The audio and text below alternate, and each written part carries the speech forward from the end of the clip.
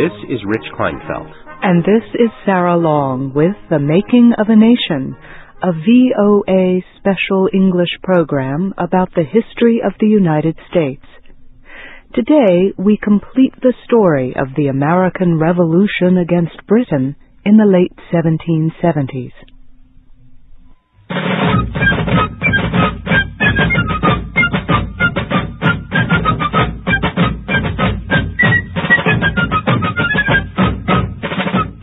It is December 1776.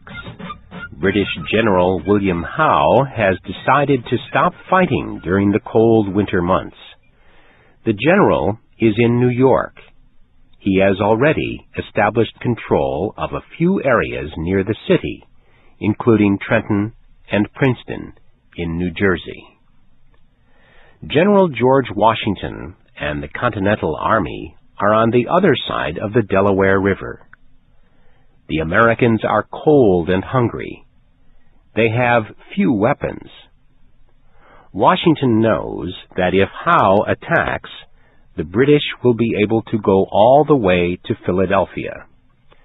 They will then control two of America's most important cities.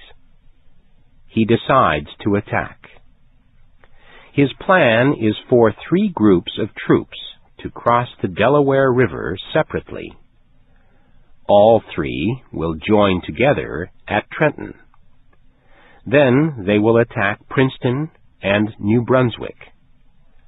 Washington wants to surprise the enemy early in the morning, the day after the Christmas holiday, December 26th. On Christmas night, 2,400 soldiers of the Continental Army get into small boats. They cross the partly frozen Delaware River. The crossing takes longer than Washington thought it would. The troops are 4 hours late. They will not be able to surprise the enemy at sunrise. Yet, after marching to Trenton, Washington's troops do surprise the Hessian mercenaries who are in position there. The enemy soldiers run into buildings to get away. The Americans use cannons to blow up the buildings. Soon, the enemy surrenders.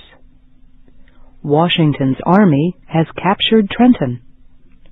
A few days later, he marches his captured prisoners through the streets of the city of Philadelphia.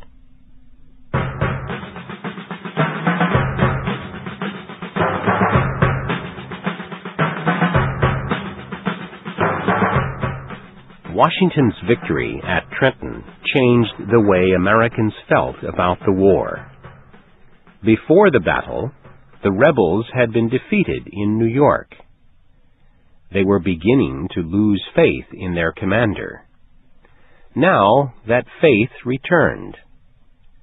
Congress increased Washington's powers, making it possible for the fight for independence to continue. Another result of the victory at Trenton was that more men decided to join the army. It now had 10,000 soldiers. This new Continental Army, however, lost battles during the summer to General Howe's forces near the Chesapeake Bay. And in August 1777, General Howe captured Philadelphia. Following these losses, Washington led the army to the nearby area called Valley Forge. They would stay there for the winter. His army was suffering. Half the men had no shoes, clothes, or blankets. They were almost starving. They built houses out of logs, but the winter was very cold, and they almost froze. Many suffered from diseases such as smallpox and typhus. Some died.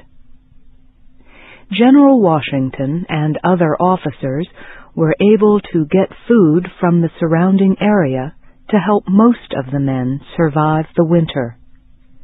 By the spring of 1778, they were ready to fight again. General Howe was still in Philadelphia. History experts say it is difficult to understand this British military leader. At times, he was a good commander and a brave man. At other times, he stayed in the safety of the cities instead of leading his men to fight. General Howe was not involved in the next series of important battles of the American Revolution, however. The lead part now went to General John Burgoyne.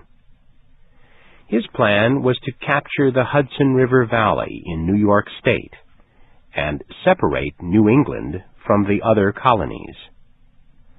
This, the British believed, would make it easy to capture the other colonies. The plan did not succeed. American General Benedict Arnold defeated the British troops in New York. General Burgoyne had expected help from General Howe, but did not get it. Burgoyne was forced to surrender at the town of Saratoga.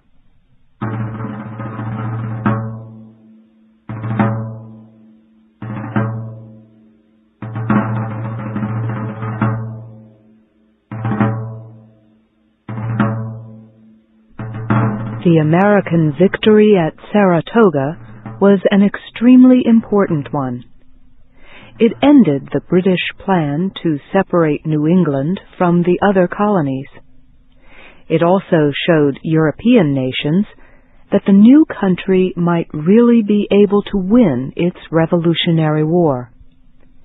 This was something that France especially had wanted ever since being defeated by the British earlier in the French and Indian War.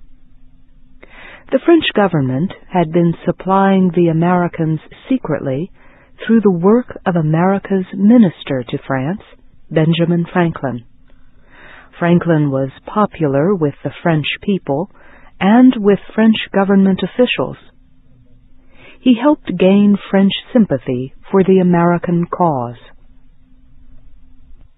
After the American victory at Saratoga, the French decided to enter the war on the American side. The government recognized American independence.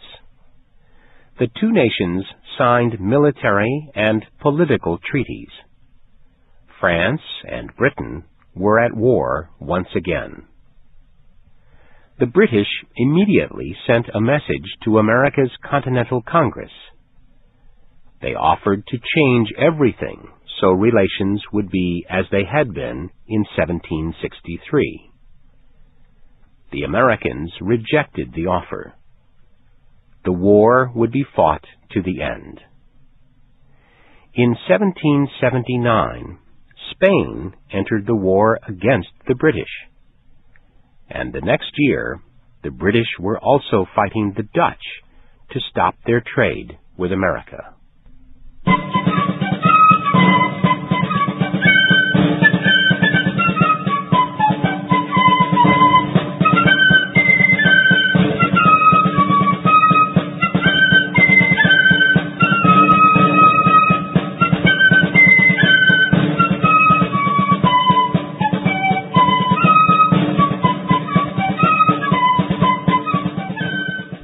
The French now sent gunpowder, soldiers, officers, and ships to the Americans. However, neither side made much progress in the war for the next 2 years. By 1780, the British had moved their military forces to the American South. They quickly gained control of South Carolina and Georgia, but the Americans prevented them from taking control of North Carolina.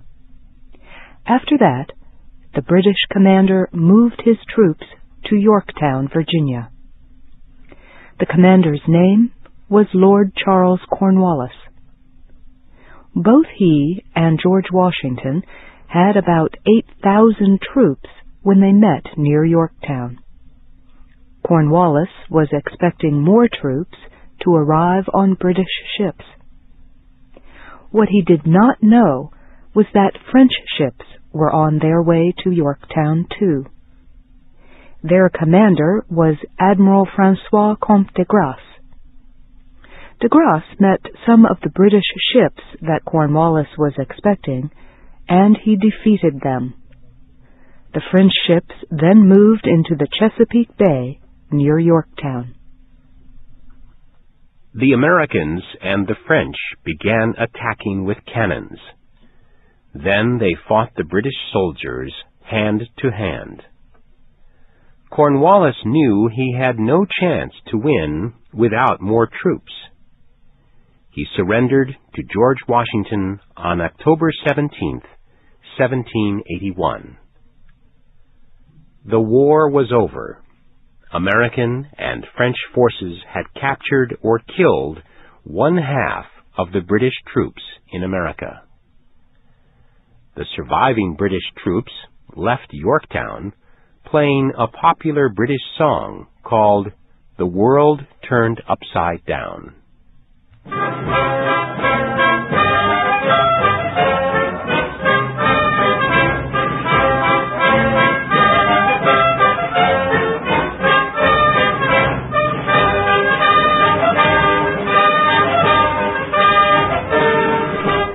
How were the Americans able to defeat the most powerful nation in the world? Historians give several reasons. The Americans were fighting at home, while the British had to bring troops and supplies from across a wide ocean. British officers made mistakes, especially General William Howe. His slowness to take action at the start of the war made it possible for the Americans to survive during 2 difficult winters. Another reason was the help the Americans received from the French. Also, the British public had stopped supporting the long and costly war. Finally, history experts say America might not have won without the leadership of George Washington. He was honest, brave, and sure that the Americans could win. He never gave up hope that he would reach that goal. The peace treaty ending the American Revolution was signed in Paris in 1783. The independence of the United States was recognized. Western and northern borders were set. 13 colonies were free. Now they had to become one nation.